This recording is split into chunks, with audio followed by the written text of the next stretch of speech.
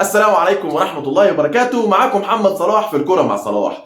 النهارده الحلقة هتكون مختلفة شوية بعد اللي حصل امبارح من لعيبة الزمالك واللي حصل النهارده من لعيبة النادي الأهلي. فاسمح لي عزيزي المتابع ايا كان انت بتشجع الأهلي أو الزمالك ان اقول لك يا بخت جمهور النادي الأهلي بالنادي الأهلي. والله العظيم بجد يا بخت جمهور النادي الأهلي بالنادي الأهلي وبلعيبة النادي الأهلي. عارف الفرق بين لاعب النادي الاهلي ولاعب نادي الزمالك؟ وبمعنى اصح، والكلام ده ممكن يزعل ناس كتير قوي بس والله انا لازم اقوله. عارف الفرق ما بين جمهور او مشجع الاهلي ومشجع الزمالك؟ هي العقليه فعلا. هقول لك انا اقصد ايه دلوقتي وعايزك تكون بتسمعني بالعقل ما بتسمعنيش بالعاطفه. لو الكلام ده دلوقتي جمهور الزمالك ممكن يزعل مني فيه بس هي دي الحقيقه. تعال شوف النادي الاهلي النهارده بعد ما تعادل مع سموحه في الدوري نازل من البدايه يخلص، نازل من البدايه يخلص، سجل الاول هسجل الثاني والثالث واخلص من بدري. ما هو في الاول وفي الاخر دي منافسه، ومن الذكاء انك تشوف المنافس نجح في ايه وتقلده في اللي هو نجح فيه عشان تبقى ناجح زيه. ما هو مش عيب. ما هو انا مثلا في دراستي او في شغلي لما اشوف واحد ناجح لازم اشوفه هو عمل ايه عشان يبقى ناجح واعمل زيه عشان انجح. لكن اللي بيحصل هو العكس في الزمالك. يعني بمعنى هو ده عمل كده فنجح، انا هعمل عكسه ومستني ان انجح. طب ازاي رحت جبت صفقه زي مصطفى شلبي عند في الاهلي لمجرد ان انت عايز تعمل صفقه تعند بها الاهلي؟ استفدت من مصطفى شلبي؟ بتمن كل الصفقات دي كانت ممكن تجدد لبن شرقي. كان فعلا وقتها ما حدش كان يقدر يلومك لانه لاعب ثبت اداء ونتائج وفعلا لاعب كان شايل الفرقه. لكن انت النهارده معلش انا اسف، شوف الاهلي داخل ماتش القمه ازاي وانت داخل ماتش القمه ازاي. الاهلي داخل ماتش القمه بمعنويات عاليه. كهربا بيرجع وكسبان سموحه وهيلعب على نهائي الكاس مع بيراميدز يوم 3 فبراير. لكن انت خسران من بيراميدز ب 10 لعيبه بركات الترجيح، متعادل ماتش الاتحاد، متعادل ماتش الداخليه من قبله، الداخليه في المركز ال 16 وخسران ماتش اسوان. كانك في 2023 يا زمالك لسه ما دخلتش. العالم كله دخل 2023 الا الزمالك. الزمالك لسه ما دخلش 2023. 4 ماتشات 2 خساره و2 تعادل. الفكره بقى دلوقتي في الجمهور ان هو يقول لك لا انت داخل على ماتش مصيري لازم تدعم. طب يا عم هدعم، والله انا هدعم، انا معاك اللعيبه، بس انت شايف ان اللعيبه دي لو دعمتها هتعمل حاجه؟ يعني معلش انا اسف، ماتش سموحه ما كناش بندعم، سوري انا اسف، ماتش اسوان ما كنتش بتدعم، كنت بتدعم. طب ماتش الاتحاد كنت بتدعم، ومن قبل ماتش الداخليه كنت بتدعم، ماتش بيراميدز كنت بتدعم. ايه المحصله في النهايه؟ هل اللعيبه دي حست؟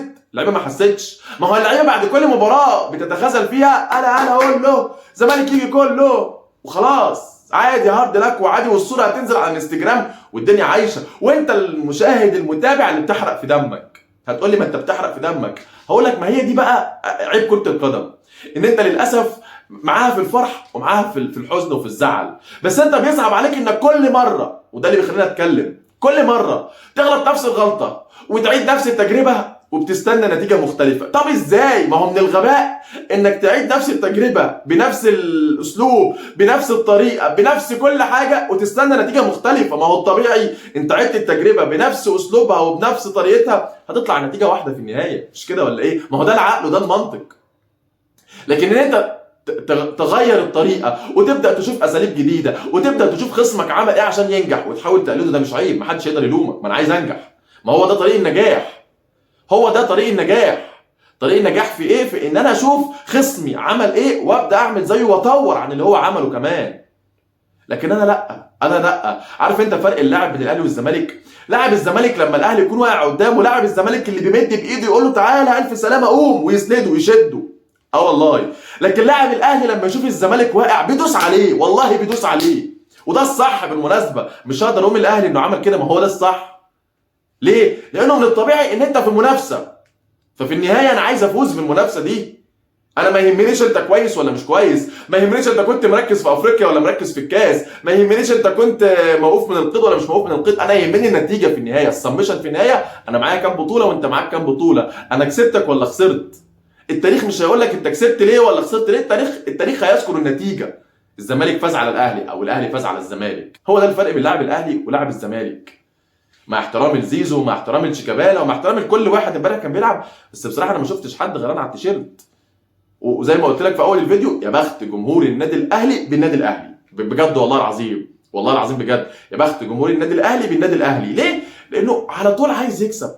والله لو بيلعب ماتش في دوره رمضانيه عايز يكسب، هو ده الاهلي عايز يكسب، ومش مكسب عادي. لا انا النهارده لما جت الفرصه ادوس على سموحه دوست، هدف واثنين وثلاثه، طلعت الحارس عن المباراه واستبدلت الهاني سليمان اللي كان عامل له صداع في ماتش الدوري وضربت ضربتي.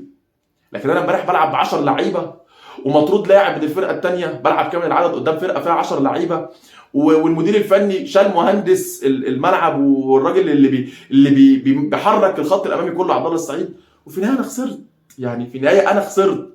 وفي النهايه هي ساحره مستديره ملهاش علم صريح نتعامل بيه، هي في يوم ليك و10 ايام عليك، عشان انا زملكاوي الصراحه. لكن الاهلي يوم عليك و10 ايام ليك عادي، هي دي اسمة الحق. ما علينا. قول لي كده توقعاتك لمباراه الاهلي والزمالك، وان شاء الله هنختار 3 من اللي هيتوقعوا نتيجه صح يكسبوا تيشيرت النادي اللي بيشجعوه، سواء كنت اهلاوي هتكسب تيشيرت الاهلي، وسواء كنت زملكاوي هتكسب تيشيرت الزمالك.